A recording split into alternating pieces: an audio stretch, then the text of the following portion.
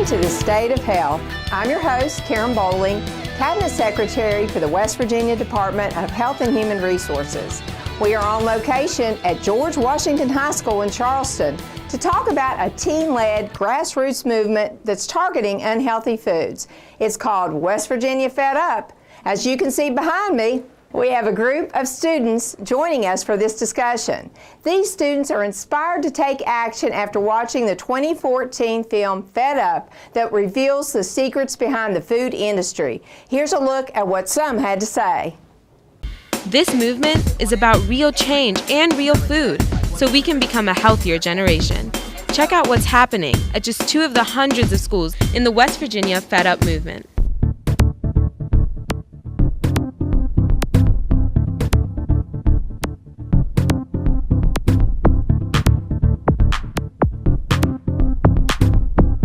We're not going to last as long as we did, and our generation is going pretty bad right now.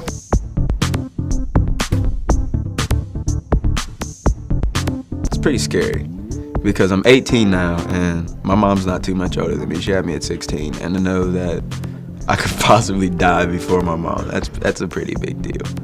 And just because I'm eating fast food, like that can be a big deal. That needs to be stopped.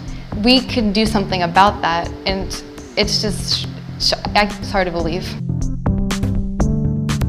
I really didn't realize what sugar and everything could do to our bodies. I thought that it might have made us a little bit unhealthy, but I didn't realize it was a lot. That actually just is kind of terrifying. Where are we leading ourselves? Where are we going? Why are we putting these things in our body and not going out and getting enough physical exercise to where we just die early? Here to talk about how this movement started is the Director of Keys for Healthy Kids, Dr. Jamie Jeffrey. Hello, Dr. Jeffrey. Nice to see you again. Yes, thank you for being here. Oh, my pleasure, and thank you guys for being here. Yes, we're very excited. I mean, we just had an opportunity to see what some were saying about Fed Up, and I know most of you all have been very involved in this movement. Pretty exciting to learn about this. Dr. Jeffrey, tell us a little bit about this and what this meant to this school and what these kids are doing. Okay, well, it was actually the pilot at Bridge Street and here that started the whole teen grassroots movement. So what happened is Keys for Healthy Kids showed Fed Up documentary when it first came out in 2014.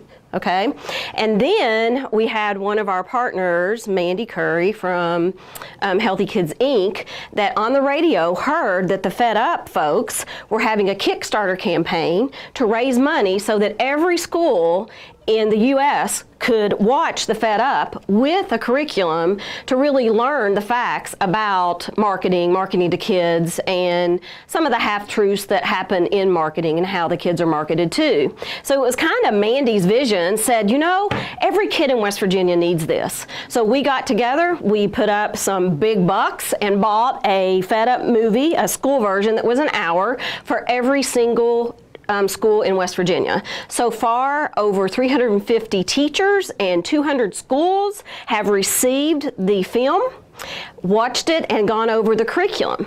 It was actually at GW High School was one of the first places that we filmed them watching the end of the movie, okay, their reaction, which was what you saw on the PBS documentary that you just showed. Okay, so these guys were here and were part of it after they saw it in their health class. Well, let me ask one of you a question. I don't know who's going to be willing to jump in, but you know, you saw this. We know what kind of foods that, you know, are marketed on television, on commercials. Were you shocked? Was it surprising? It was very surprising. Like, I know a lot of times me and my brother were always in a lot of sports, so we're always on the go. And the quickest thing is like McDonald's or Wendy's, and to see what impact this stuff actually has on your body and how it can really affect you is shocking. Do you think it's scary to think that, you know, I think the one point that seemed to stand out was the fact that, you know, you're not going to live as long as your parents. That, you know, your lifestyle and the food that you're eating, the things that, you know, you're putting into your body have an impact on your health and well-being long term. It's pretty hard to think about that, isn't it? Yeah. Did it inspire you to do things differently? Definitely. Oh, yeah. Definitely. And in what way? What kind of things that can you do differently, or do you think about doing differently now? You know, I just cut out on a lot of sugars. I looked at how many grams were in there, what's your daily value, and I cut out on a lot of sports drinks, energy drinks, all the bad sodas and stuff I was drinking, and just stuck to water. Awesome. Great, and we talk about that, That's what we want, right? 5, 2, 1, 0. right. The That's zero right. part, exactly. Exactly. And I think that's one of the things that's most startling is that when we look at the excess sugar calories, 46% of those come from drinks. Wow. So, where to start? You know, everybody always says, Dr. Jeffrey, what's the silver bullet? What can we do? And I used to always say, well, there's not a silver bullet. Obesity is a very complex problem. But now I think we have a silver bullet, and that's cutting down on the sugar we drink. And that's what we're going to talk about. And by far, all the schools have focused on having more access to water, which you're going to hear about later, and drinking more water. Well, you know, I think leadership is important. Not, you know, we can be leaders, but they're being leaders in this, I think, is critical because, you know, peers and how peers, you know, set examples for, you know, others. I think that makes a difference. So the club here does a lot as it relates to that. And they're going to tell you about that later, so I'm not going to steal their thunder. But I will tell you that it was because of their inspiration and what they wanted to do after they saw the Fed Up movie, which can be, it was a little spicy, do you know? And I think that it was very dramatic, but it brought forth by following kids throughout their struggle with obesity. It really made obesity seem like a disease and a struggle and not those kids' fault. I thought that the documentary did that well. And it also talked about the food lies. You know, stop buying food lies. Right. That's what we want to do. Well, what does that mean? It just means eat real food. Let's eat food that doesn't have a label on it. Right. It's pretty straightforward, but it's very hard to do because our environment doesn't support it. I've talked about Keys for Healthy Kids before on your show, and one of the things that Keys does is we don't focus on Secretary Bowling, you need to drink more water. Right. We focus on making sure there's a water fountain in your office and as you go to the bathroom so that you automatically will drink more water. We focus on those environments and the policies that control that environment. That's what Keys for Healthy Kids does, and these students learning how to do that too, and I think they're going to do it much better than we could ever do it. Now, you know, I think the one thing that we want to emphasize today is we did have some new statistics that were discouraging for us. But we can't be discouraged. No. That's the thing all of you need to recognize, too, is that, you know, it takes a long time to make change. Yes. It isn't an overnight, you know, statistics next year are going to be better. That doesn't keep us from doing the work. That's right. So the statistics you're talking about is the state of obesity 2016. West Virginia high school numbers came out, and unfortunately we had really been steady for the last 3 or 4 years, and unfortunately this year it went up from 15.6 to 17.9%.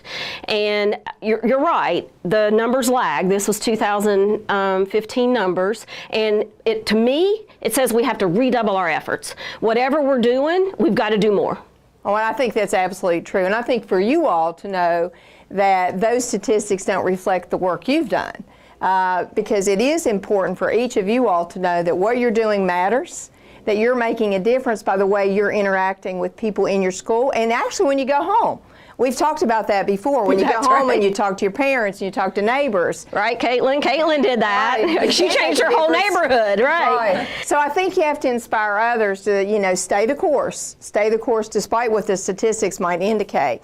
And I think that for us as providers, as people who are interested in it, doubling down our efforts is extremely important. How do we get the word out? What is it that we do to double down our efforts? How are we going to get the word out, guys? Tell everyone. Tell everyone. How are we going to tell everyone? Social media. Social media. It's the way of the future, okay? Social media. And you guys have a tough job because one of the things talking about focusing in on sugary beverages, the other thing that went along with this new statistic I talked about with obesity was that high school students in West Virginia who drink 2 or more sodas a day also went up to 18.7%. So it went up even though there's been a lot of efforts to drink more water. Even Seth Curry, right? Seth Curry sponsored Brita. So we need more Brita sponsors and more water filters around and for us to drink more water. And that's you know, I'm glad you're all taking charge of that. Well, thank you so much. I know you're going to keep your enthusiasm up as well as all of you as we move forward with combating this very important issue in healthcare today. Coming up, just how much sugar is in those sweet drinks? We're going to conduct a little demonstration to find out. Stay with us.